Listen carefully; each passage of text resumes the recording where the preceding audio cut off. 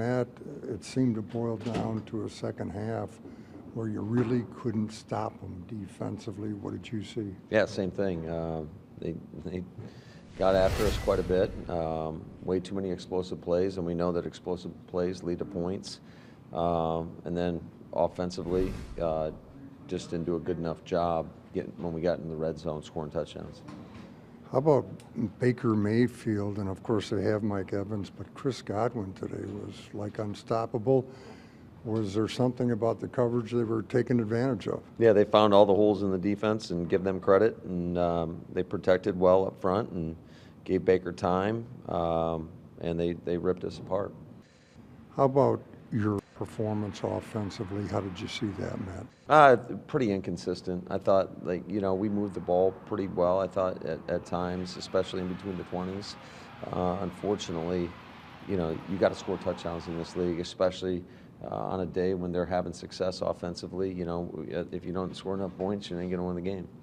Did Aaron Jones, his availability and his playing time, did that add a little juice to the party? I think so. I thought especially you could see it in that first drive, even though we didn't score.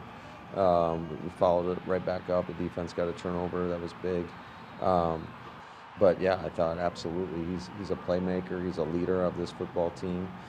So anytime he's out on the field, it definitely tilts the field in your favor. How'd you look at Jordan Love's performance? I thought for the most part it was pretty solid. There was a couple of plays I'm sure you'd like to have back.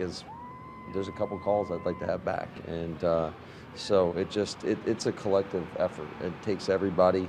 I'll tell you the one thing I love about him is he doesn't shy away from competition. He doesn't shy away from adversity, and he keeps competing. And so I think as long as you have a guy that is like that, you always have a chance.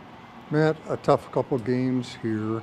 How do you approach the rest of the way, in particular next week at Carolina? Yeah, I mean, the same way you always do. You got to hit the reset button. You got to find a way to build some momentum. Unfortunately, we've hit a tough skid right here with these last two games when we got some momentum going, and that's you got to find a way to rebound, and that's unfortunate, especially when you're at home. You have a playoff tight game with implications resting on the outcome of the game, and when you're not at your best.